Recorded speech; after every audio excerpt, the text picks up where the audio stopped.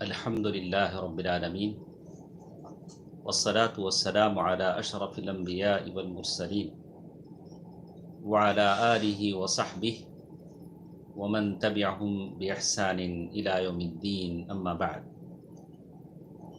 اللہ تبارک و تعالیٰ کا فضل و کرم ہے کہ ہم رمضان المبارک کے ان مقدس دنوں میں الحمدللہ رب العالمین والصلاة والسلام علی اشرف الانبیاء والمرسلین وعلی آلہ وصحبہ ومن تبعہم بإحسان الی یوم الدین اما بعد۔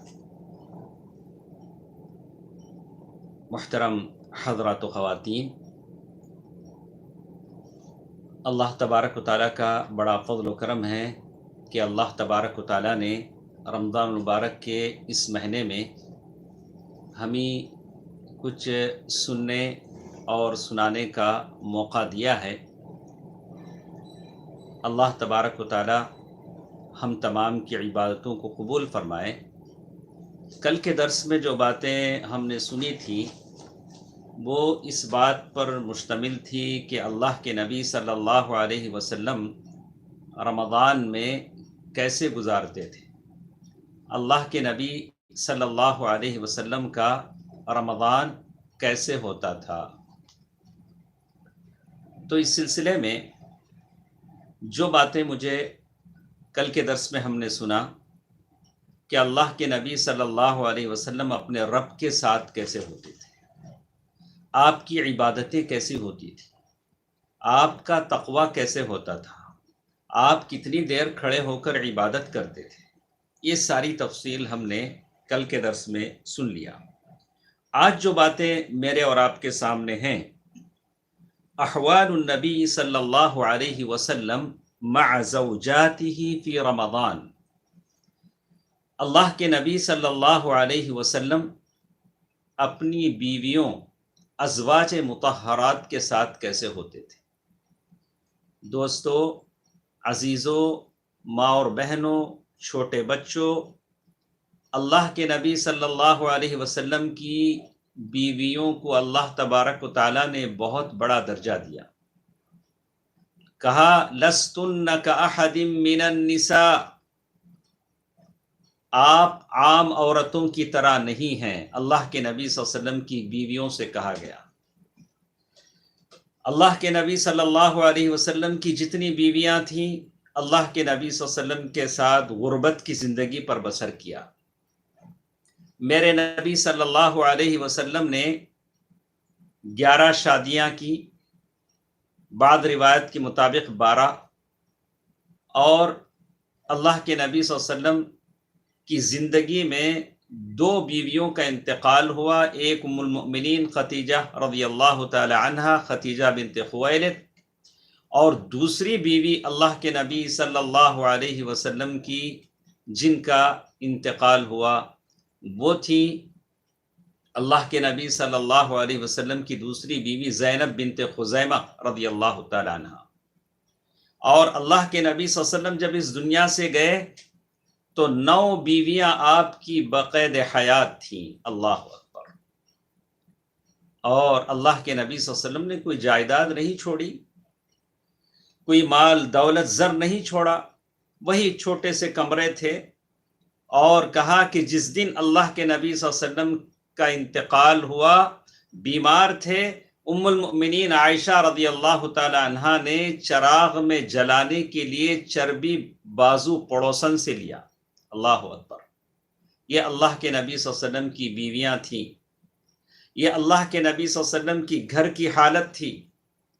آج کی اس درس میں ہم سنیں گے کہ اللہ کے نبی صلی اللہ علیہ وسلم کی یہ بیویاں، ان کے ساتھ اللہ کے نبی صلی اللہ علیہ وسلم کا سلوک کیسے تھا۔ پہلی چیز جو مجھے آپ کو بتانی ہے، توجہ سے سنیں، تعلیمہ لہن۔ سب سے پہلی چیز اللہ کے نبی صلی اللہ علیہ وسلم بیویوں کو سکھاتے تھے۔ یہ نہیں ہوگا کہ آپ نے اپنی بیوی کو کتنا خوبصورت پہنایا، کتنا مال و زر قیمتی زیور پہنایا، کتنے خوبصورت کپڑے پہنائے، کیسے آسائش اور دولت اور نعمتوں سے مالا مال کیا، بیویوں کو کیسی اچھی آرام دہ زندگی میں رکھا، لیکن سب سے اہم یہ ہے کہ تم نے بیوی کو کیسا عقیدہ دیا، انہوں نے کیا عمل کیے، اپنے بچوں کو کیا عقیدہ سکھایا۔ اللہ کے نبی صلی اللہ علیہ وسلم کی بیٹی فاطمہ رضی اللہ تعالی عنہا اللہ کے نبی صلی اللہ علیہ وسلم کی بیٹی ہیں۔ اللہ کے نبی صلی اللہ علیہ وسلم بیٹی کی شادی ہو گئی، فاطمہ رضی اللہ تعالی عنہا حضرت علی رضی اللہ تعالی عنہ کے ساتھ چلے گی۔ فجر کی نماز کے وقت اللہ کے نبی صلی اللہ علیہ وسلم فاطمہ رضی اللہ تعالی عنہا کے گھر جاتے ہیں اور جگاتے ہیں، الا قوما فصلیا، اے دونوں اٹھو نماز پڑھو، فجر کی نماز پڑھو۔ تو سب سے پہلی چیز اللہ کے نبی صلی اللہ علیہ وسلم کا اپنی بیویوں کے تعلق سے یہ بات یہ تھی کہ اللہ کے نبی صلی اللہ علیہ وسلم نے ان کو تعلیم دیا، دین کے احکام کے، شریعت کے مسائل بتائے، اور ان بیویوں کا امہات المؤمنین کا شوق اور جذبہ بھی ایسے ہی تھا۔ ام المؤمنین عائشہ رضی اللہ تعالیٰ عنہ آتی ہیں، کہتی ہیں، اے اللہ کے نبی صلی اللہ علیہ وسلم، اگر میں لیلۃ القدر کو پالوں تو کیا دعا پڑھوں؟ اللہ اکبر! کیا ہماری بیویاں ایسے مسائل ہم سے پوچھتی ہیں؟ علم جاننے کی وہ تڑپ رکھتی ہیں۔ حج اور عمرے کا موقع آتا ہے، ساری بیویاں حج کے موقع پر عمرے کا موقع بھی ان کو ملتا ہے، سوائے ام المؤمنین کے ان کو ماہواری آ جاتی ہے، جو عورتوں کا عذر ہوتا ہے۔ وہ رونے لگتی ہیں کہ آپ کی ساری بیویاں وہ حج اور عمرہ لے کر جائیں گے اور مجھے عمرہ نہیں ملے گا۔ تو عبد الرحمن بن عوف رضی اللہ تعالیٰ عنہ کو رہ کر کہا کہ جاؤ تنعیم تک لے جاؤ اور ان کو عمرے کا احرام باندھ کر لاؤ۔ تو ایک شوق ہے، ایک جذبہ ہے عورتوں کے اندر۔ تو پہلی چیز میرے نبی صلی اللہ علیہ وسلم نے یہ بتلایا کہ آپ کے اندر اور میرے اندر یہ ہو کہ بیویوں کو تعلیم دیں، اپنے گھروں میں علم کی مجلسیں سجائیں، صحیح عقیدہ بتانے کی مجلسیں سجائیں، اور بیویوں کو علم کے زیور سے آراستہ کریں، حلال و حرام کی تمیز سکھلائیں، اور سادی زندگی اپنانے کی انہیں تلقین کریں، سادگی اپنانے کی ان کو تاکید کریں۔ اللہ اکبر! اللہ کے نبی صلی اللہ علیہ وسلم جہاں بہت سارے مسائل بتاتے تھے، وہی میرے نبی صلی اللہ علیہ وسلم عورتوں کے جو مسائل ہوتے ہیں ان مسائل کو بتاتے تھے۔ ایک عورت آتی ہے اور سوال کرتی ہے حضرت عائشہ رضی اللہ تعالیٰ عنہا سے کہ کیا بات ہے کہ عورت نمازوں کی قضا نہیں کرتی لیکن روزوں کی قضا کرتی ہے۔ یعنی عورت اگر ماہواری میں ہو، اس کا کوئی عذر ہو اور وہ نماز نہیں پڑھتی ہے، روزہ نہیں رکھتی ہے رمضان میں، لیکن جب قضا کرنے کی بات آتی ہے تو روزوں کی قضا کرتی ہے، نماز کی قضا نہیں کرتی۔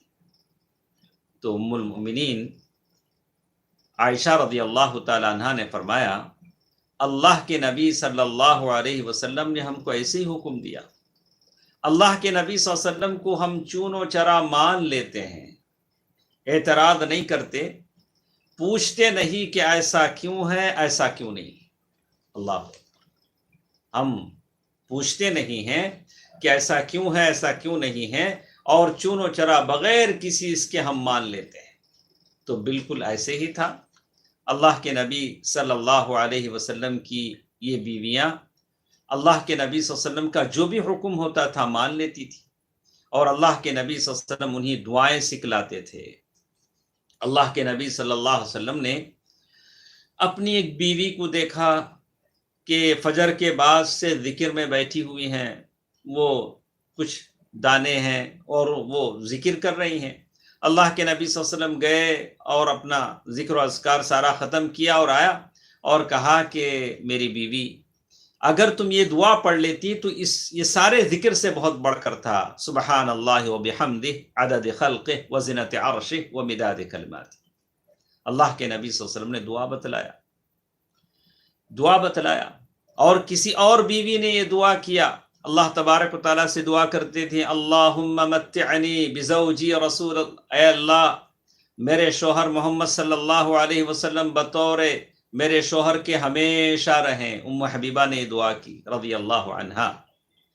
میرے ابا ابو سفیان ہمیشہ رہیں، میرے بھائی معاویہ ہمیشہ رہیں۔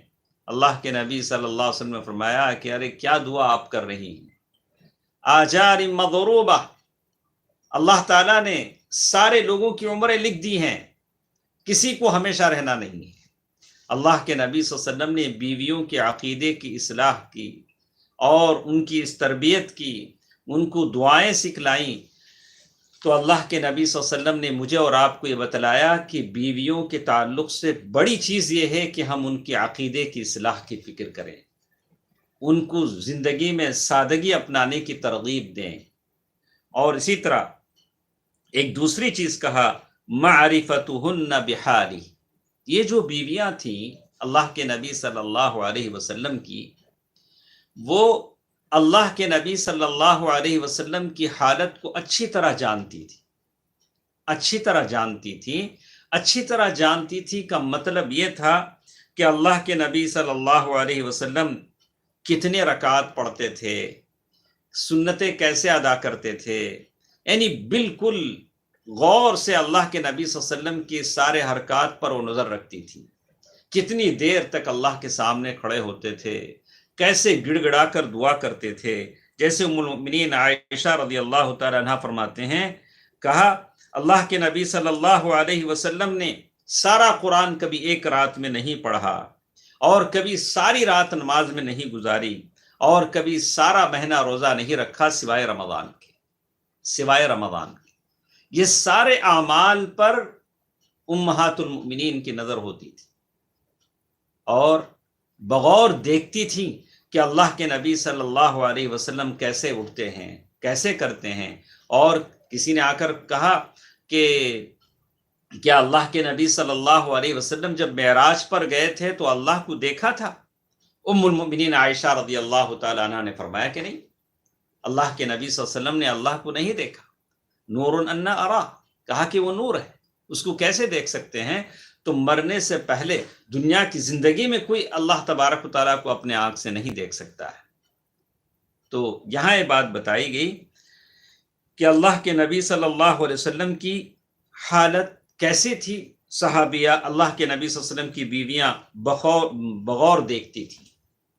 تو پہلی بات مجھے آپ کو بتانی تھی کہ جو خواتین، جو عورتیں ہماری آواز سن رہی ہیں، سب کو ہم کہیں گے کہ رمضان المبارک میں آپ کو بہت کام لگ جاتا ہے، بہت محنت کرنی پڑتی ہے، سحری کا انتظام کرنا پڑتا ہے، اور افطار کا بندوبست کرنا پڑتا ہے، بہت کام لگتا ہے۔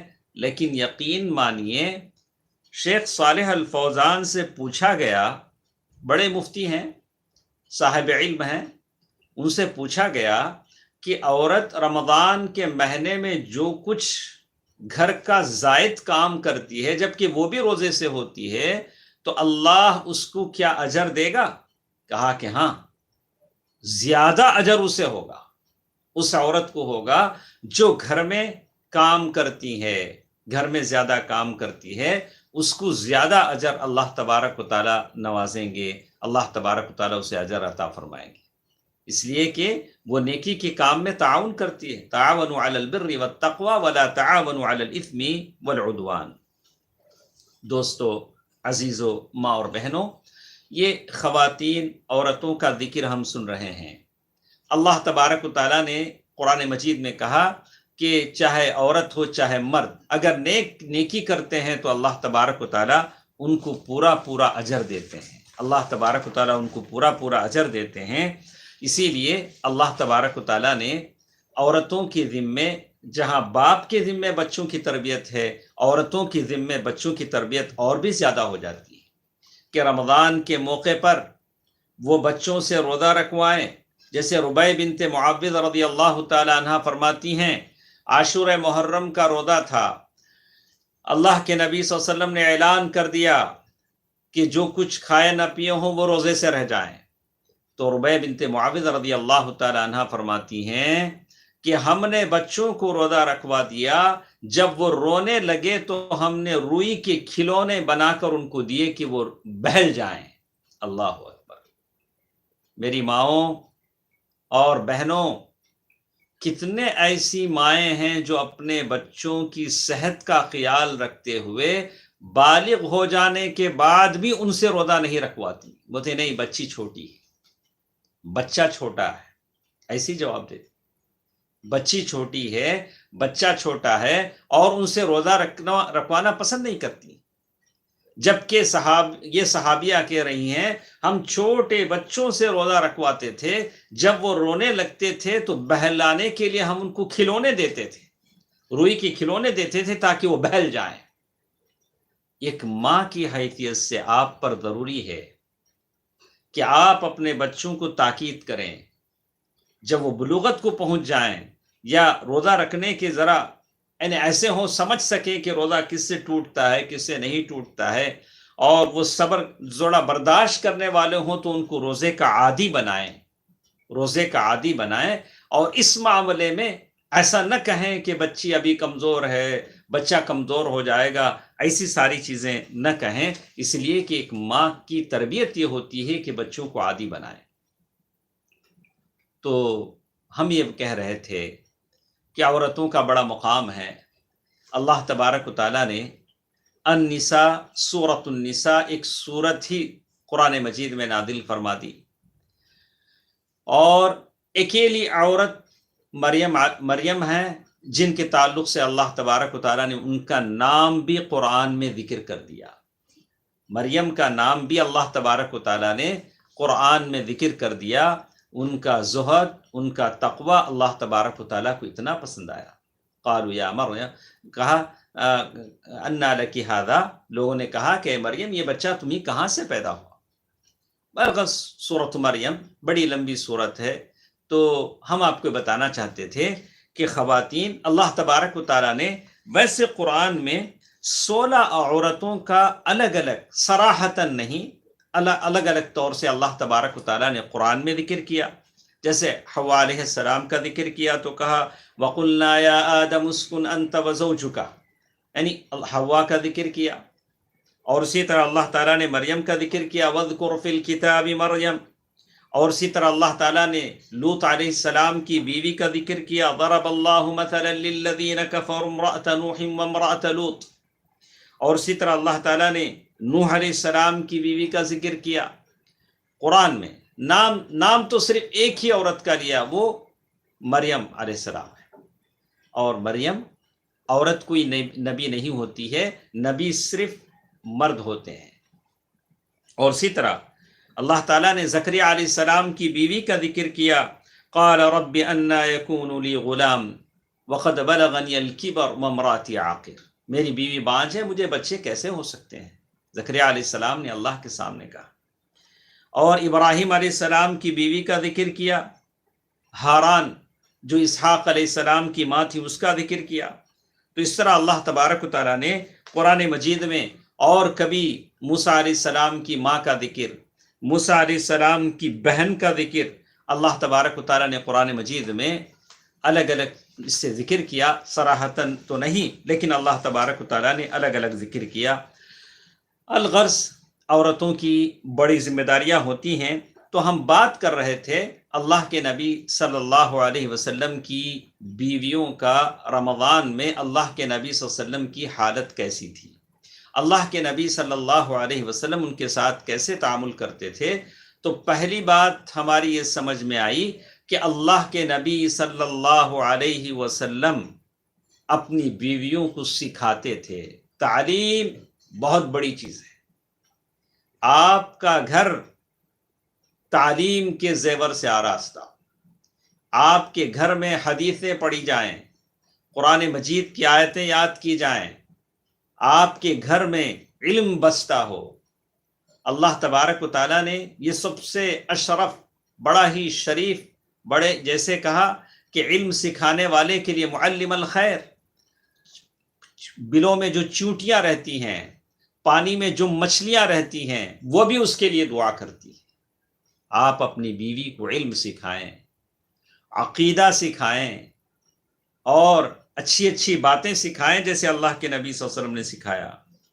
اور وہ بیویاں جو تھیں اللہ کے نبی صلی اللہ علیہ وسلم کی ساری کیفیت کو، حالات کو جانتی تھیں، اور اللہ کے نبی صلی اللہ علیہ وسلم رمضان کے مہینے میں بالخصوص دوسرے موقع پر خیر بھلائی کرنے پر انہیں ابھارتے تھے۔ جیسے حدیثوں میں آتا ہے جب عشر اواخر کا موقع آتا تو جو بھی کھڑے ہونے کی طاقت رکھتا اللہ کے نبی صلی اللہ علیہ وسلم اسے وہ سارے کے سارے قیام اللیل کے لیے کھڑی ہو جاتی تھی، اللہ کے نبی صلی اللہ علیہ وسلم کے پیچھے نماز پڑھنے لگتی تھیں۔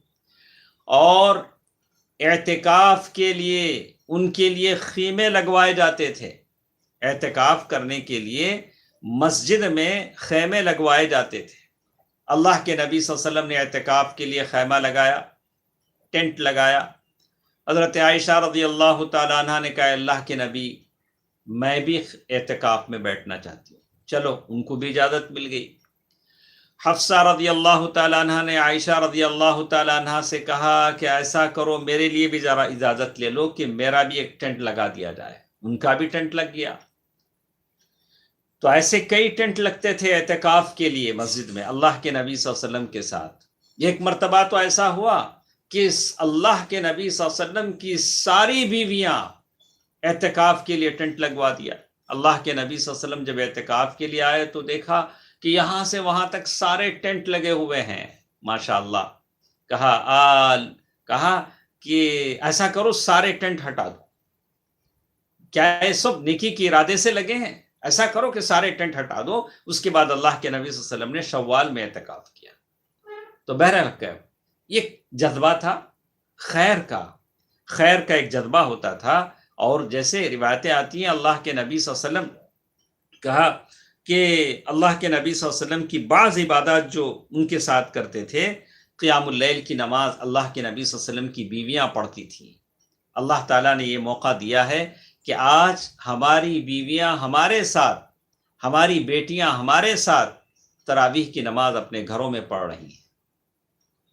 بہرحال اللہ تبارک و تعالی حکیم ہے، اللہ تبارک و تعالی جانتا ہے، اس کی حکمتوں کو ہم نہیں سمجھتے ہیں کہ اللہ تبارک و تعالی کی حکمت کیا ہے۔ اللہ تبارک و تعالی حکیم ہے، علیم ہے، خبیر ہے۔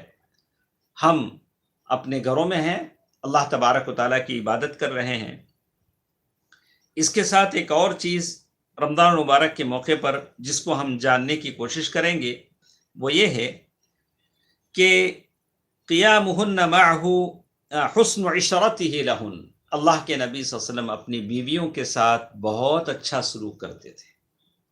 اللہ کے نبی صلی اللہ علیہ وسلم سے پوچھا گیا اے اللہ کے نبی صلی اللہ علیہ وسلم سب سے بہترین آدمی کون ہے؟ اللہ کے نبی صلی اللہ علیہ وسلم نے یہ نہیں کہا کہ جو 5 بار حج کرے، 10 بار عمرہ کرے۔ اللہ کے نبی صلی اللہ علیہ وسلم نے یہ کہا کہ جو اپنی بیوی کے ساتھ اچھا ہے وہ سب کے ساتھ اچھا ہے۔ اللہ اکبر، جو اپنی بیوی کے ساتھ اچھا ہے وہ سب کے ساتھ اچھا ہے۔ اور وہ بیویاں بھی اللہ کے نبی صلی اللہ علیہ وسلم کے ساتھ اچھی تھیں۔ صفیہ رضی اللہ تعالی عنہ فرماتی ہیں کہ ایک مرتبہ ایسا ہوا کہ اللہ کے نبی صلی اللہ علیہ وسلم مسجد میں اعتکاف میں تھے اور میں گئی، میں نے اللہ کے نبی صلی اللہ علیہ وسلم کے سر میں تیل لگایا۔ اللہ کے نبی صلی اللہ علیہ وسلم نے اپنا سر باہر کیا، میں نے سر میں تیل لگایا، اور میں وہاں سے واپس جب آنے لگی تو تھوڑی تاریکی بڑھ گئی، اندھیرا بڑھ گیا، مسجد سے میرے گھر تک مجھے آنا تھا۔ تو اللہ کے نبی صلی اللہ علیہ وسلم مجھے چھوڑنے کے لیے واپس آئے۔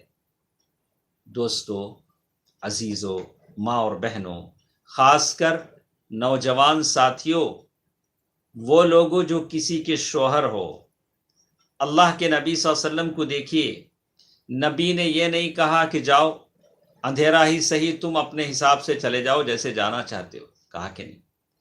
کتنے ایسے لوگ ہیں جن کی بیویوں کو کبھی ہسپتال لے جانے کی ضرورت پڑتی ہے، اس کے سسرال جانے کی ضرورت پڑتی ہے، کبھی کسی ضرورت سے باہر جانا ہوتا ہے، تو نیک اور صالح مرد ہے، شوہر ہے، تو وہ اپنا حق سمجھتا ہے، اپنی بیوی کو عزت سے لے جاتا ہے، چھوڑتا ہے، لاتا ہے۔ اگر کسی کے اندر وہ اتنا احساس نہ ہو تو کہتا ہے کہ جاؤ، تم اپنی مرضی سے جاؤ، اپنی مرضی سے آؤ۔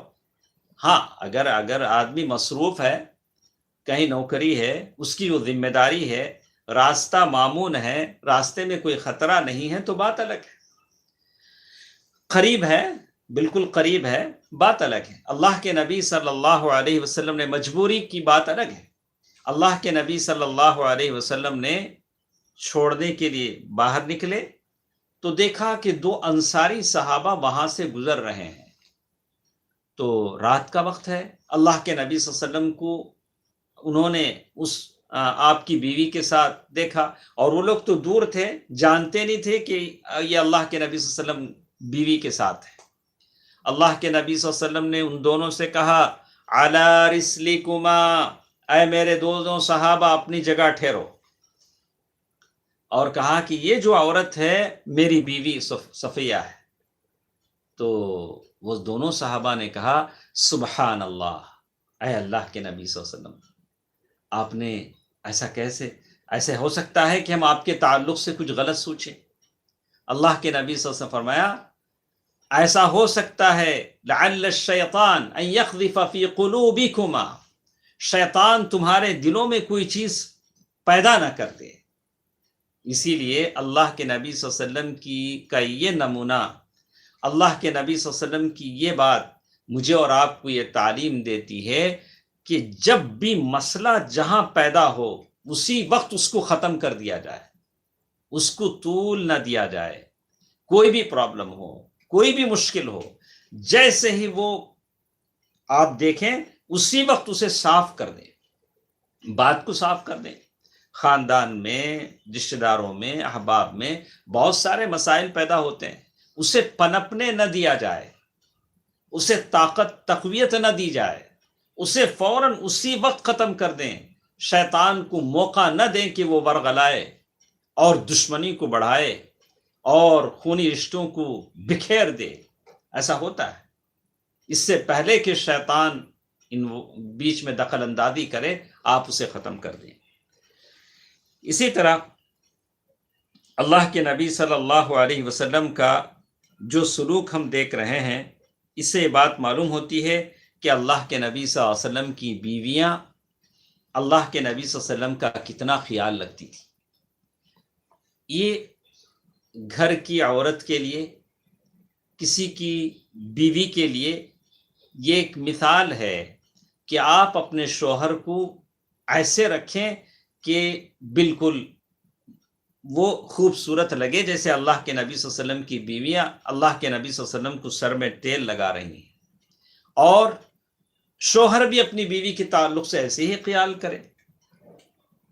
تو یہ مثال ہم کو بتاتی ہے۔ اور اسی طرح ایک اور بات یہ بتائی، خدمتہ نساء، اللہ کے نبی صلی اللہ علیہ وسلم کی بیویاں آپ کی خدمت کرتی تھیں۔ تو یہ سارے کام ہیں جو ہمارے سمجھ میں آتی ہیں کہ اللہ کے نبی صلی اللہ علیہ وسلم کی بیویاں اللہ کے نبی صلی اللہ علیہ وسلم کی کیسے خدمت کرتی تھیں، اور اللہ کے نبی صلی اللہ علیہ وسلم کی خدمت میں کیسے آگے رہتی تھیں۔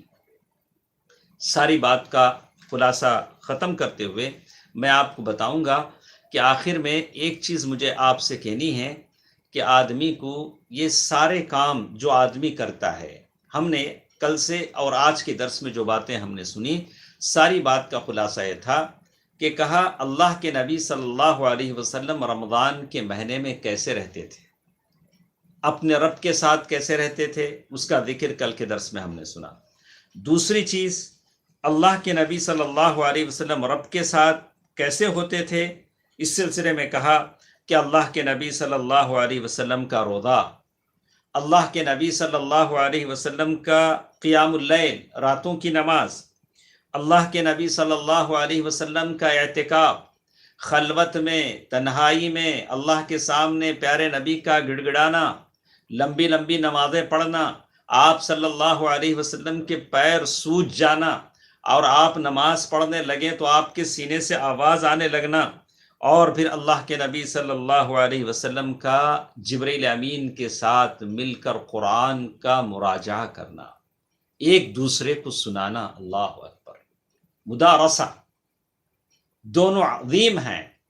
یہ ایک نبیوں کا سردار ہے، یہ ایک فرشتوں کا سردار ہے، جبرائیل امین ہے، جس کی 600 سے زائد پر ہے۔ اللہ کے نبی صلی اللہ علیہ وسلم نے کہا اذن لی ان اتحدث، مجھے اجازت دی گئی کہ میں اس فرشتے سے بات کروں، دیکھوں جو اللہ کا عرش اٹھاتا ہے۔ کہا کہ اس کے کان کی لولکی سے کاندھے تک کا جو ڈسٹنس ہے 500 سال کی مسافت سے زیادہ ہے، اس کے کان کے لولکی سے اس کے کاندھے تک کا جو فاصلہ ہے، صرف ایک فرشتہ ہے، اور یہ فرشتہ جبرائیل امین اللہ کے نبی صلی اللہ علیہ وسلم کے ساتھ مل کر قرآن کا مراجعہ کر رہے ہیں۔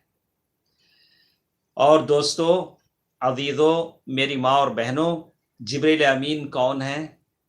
کون ہے؟ اللہ میری جتنی آواز سن رہے ہیں، چاہے مرد ہو، خواتین ہوں، بچے ہوں، اللہ کے محبوب بننے کی کوشش کیجیے۔ اللہ کی نظر میں آپ محبوب بن جاتے ہیں۔ وضعت له القبول فی الارض، تو اللہ تبارک و تعالیٰ فرشتے جبرائیل امین کو بلا کر کہتے ہیں کہ دیکھو میں فلاں آدمی سے محبت کرتا ہوں۔ جبرائیل امین سارے فرشتوں میں اعلان کر دیتے ہیں کہ فرشتوں، اللہ فلاں آدمی سے محبت کرتے ہیں۔ دوستو، عزیزو، ماں اور بہنوں، آپ کا نام لیا جائے گا، آپ کا نام لیا جائے گا کہ اللہ آپ سے محبت کرتے ہیں۔ فرشتوں کے سامنے آپ کا نام لیا جائے گا، اور پھر ساری زمین والوں سے کہا جائے گا کہ دیکھو اللہ اور اس کا اور جبریل اور سارے فرشتے اس آدمی سے محبت کرتے ہیں، یہاں تک کہ وضعت له القبول فی الارض، سارے زمین والوں کے بیچ میں اللہ اسے محبوب بنا دیں گے۔ تو ہم کوشش یہ کریں کہ اللہ کو راضی کر لیں، زمین والے سارے خود بخود اللہ راضی ہو جائیں گے۔ اگر ان کو راضی کرنے کی کوشش میں لگ جائیں گے تو اللہ کو راضی کرنا بڑا مشکل ہو جائے گا۔ تو سب سے پہلے مجھے راضی کرنا ہے اللہ تبارک و تعالیٰ کو، اللہ تبارک و تعالیٰ کو۔ یہ فرشتہ جبرائیل امین ہیں جو اللہ کے نبی صلی اللہ علیہ وسلم کو قرآن سنا رہے ہیں۔ اور اسی طرح کہا کہ اللہ کے نبی صلی اللہ علیہ وسلم کا تواضع، زہد، تواضع کسے کہتے ہیں؟ سمپلسٹی۔ اللہ کے نبی صلی اللہ علیہ وسلم کا زہد کیسے تھا، سادگی کیسی تھی؟ ایک دو کھجور کھا لیا، پانی کے 2 گھونٹ پی لیے، جو مل گیا وہ لے لیا۔ یہاں تک کہ ایک مرتبہ عمر فاروق رضی اللہ تعالیٰ عنہ آئے، اللہ کے نبی صلی اللہ علیہ وسلم کو دیکھا کہ جس حصیر پر بیٹھے ہیں اس حصیر کے نشانات پڑ گئے ہیں۔ کہا کہ اے اللہ کے نبی، قیصر و کسریٰ وہاں کے بادشاہ کیسے آسائش اور تنعم میں ہیں، آپ اللہ کے رسول ہیں، آپ کی یہ حالت کیسی ہے؟ اللہ کے نبی صلی اللہ علیہ وسلم کی حالت دیکھ نہیں پائے۔ تو دوستو، عزیزو، ماں اور بہنوں، اللہ کے نبی صلی اللہ علیہ وسلم کی زندگی بڑی سیدھی سادی تھی، تواضع تھا، سادگی تھی۔ اور فتح مکہ فتح کرنے چلے ہیں، مکہ فتح ہونے جا رہا ہے، اللہ کے نبی صلی اللہ علیہ وسلم سواری پر ہیں اور سر جھکا ہوا ہے، اور بڑے ہی تواضع کے ساتھ مکے میں داخل ہو رہے ہیں۔ نہ وہ شہنشاہی غرور ہے، نہ وہ سلطان کی جیسی کیفیت ہے، نہیں، ہرگز نہیں، بالکل سر جھکائے، بالکل تواضع کے ساتھ مکہ مکرمہ کے حدود میں داخل ہو رہے ہیں۔ اللہ کے نبی صلی اللہ علیہ وسلم کا یہ زہد تھا، تقویٰ تھا، ورع تھا، جو بے مثال ہے۔ دوستو عزیزو، اس کو اپنانے کی ہم کوشش کریں۔ اور اسی طرح اللہ کے نبی صلی اللہ علیہ وسلم کا نیکیوں میں سبقت لے جانا، نیکیوں میں سبقت لے جانا، آپ کا صدقہ کرنا۔ میں نے کل یا اس سے پہلے میں نے کہا کہ رمضان المبارک کا مہینہ آتا ہے تو ہم بھی نیکی کرنا چاہتے ہیں، صدقہ کرتے ہیں، لیکن میرے نبی کا جو صدقہ تھا اس کے بارے میں کہا کالریح المرسلہ، ہوا، یعنی ایسی ہوا جو بالکل کھلی ہوئی ہو اور تیز چل رہی ہو، اس طرح اللہ کے نبی صلی اللہ علیہ وسلم صدقہ کرتے تھے۔ اور میں کیا چاہتا ہوں اللہ مجھے جنت الفردوس دے دے، لیکن جب صدقہ دینے آتا ہوں تو سب سے چھوٹا نوٹ تلاش کرتا ہوں، سب سے ہلکی قیمت دینا چاہتا ہوں، لیکن اللہ سے بھاری قیمت وصول کرنا چاہتا ہوں۔ یہ تو نہیں ہوگا۔ ارے صحابہ کرام نے رضوان اللہ علیہ مجمعین نے بچوں کو یتیم بنا دیا، بیویوں کو بیوہ بنا دیا، اور سارا مال اللہ کی راہ میں قربان کر دیا، شہادت کا رتبہ حاصل کر لیا۔ کل وہ حشر میں آئیں گے تو کسی کے کان کٹے ہوئے ہوں گے، کسی کا جگر کٹا ہوا ہوگا، کسی کا ہاتھ کٹا ہوا ہوگا۔ وہاں قطار میں سمیہ رضی اللہ تعالیٰ عنہ ہوں گی، جو اول شہیدۃ فی الاسلام، اسلام میں سب سے پہلے شہید ہوئی۔ یہ سارے کے سارے ہوں گے، میں اور آپ کیا لے کر جائیں گے؟ بولیں کہ اللہ ہم آئے ہیں، جنت دے دیجئے، جنت دے دیجئے۔ اللہ کہیں گے کہ دیکھو ادھر جعفر بن طیار بھی ہیں، ادھر حمزہ رضی اللہ تعالیٰ عنہ بھی ہیں، بلال ابن رباح بھی ہیں، مصعب ابن عمیر بھی ہیں، اور یہ میرے صحابہ ہیں، عمار ہیں، یاسر ہیں، اور ایسے انگنت صحابہ ہیں جنہوں نے اللہ کی راہ میں قربانیاں دیں۔ کہا اعدت للمتقین، یہ جنت متقیوں کے لیے ہے۔ یہ جنت کس کے لیے ہے؟ متقیوں کے لیے ہے۔ میری آواز سننے والی ماں اور بہنوں، یہ جنت اللہ نے متقیوں کے لیے بنائی ہے۔ آپ کو معلوم ہے کہ تقوی کیا ہے؟ تقوی کسے کہتے ہیں؟ تو اگر معلوم ہے تو بہت اچھی بات ہے، اگر کچھ معلوم ہے کچھ معلوم نہیں ہے تو میرا رب تو کہتا ہے کہ یہ جنت متقیوں کے لیے ہے۔ تو چلو انشاءاللہ کل کے درس میں ہم کل کی مجلس میں جانیں گے کہ آخر وہ تقوی ہے کیا، متقی کون ہے جس کے لیے اللہ کی جنت ہے۔ ہم جنت حاصل کرنا چاہتے ہیں تو تقوی اپنے اندر پیدا کریں، تقوی کی دولت اپنے اندر پیدا کریں۔ تو انشاءاللہ کل کے درس میں ہم اس تقوی کے بارے میں جانیں گے اور کھوج لگائیں گے، کوشش بھی کریں گے، ٹٹولیں گے کہ ہمارے سینے میں جو دل بستا ہے وہ تقوی سے لبریز بھی ہے کہ نہیں ہے۔ اللہ تعالیٰ مجھے اور آپ کو متقین میں سے بنائے۔ انشاءاللہ کل کے درس میں ہم انشاءاللہ تقوی کے تعلق سے ہم گفتگو کریں گے، اور انشاءاللہ بر اخلاص کی بات آئے گی۔ اور یہ ساری باتیں اس لیے میں سناتا ہوں اور آپ سنتے ہیں کہ ہم عمل کریں، اس لیے کہ رمضان ایک مدرسہ ہے، ایک اسکول ہے۔ یہ سال میں ایک مرتبہ میری اور آپ کی تربیت کرنے کے لیے آتا ہے، اور ایسا گھماتا ہے اور ایسی تربیت ہوتی ہے کہ پھر زندگی کے اختتام تک اسی نہج پر ہم چلیں۔ رمضان آتا اسی لیے ہے۔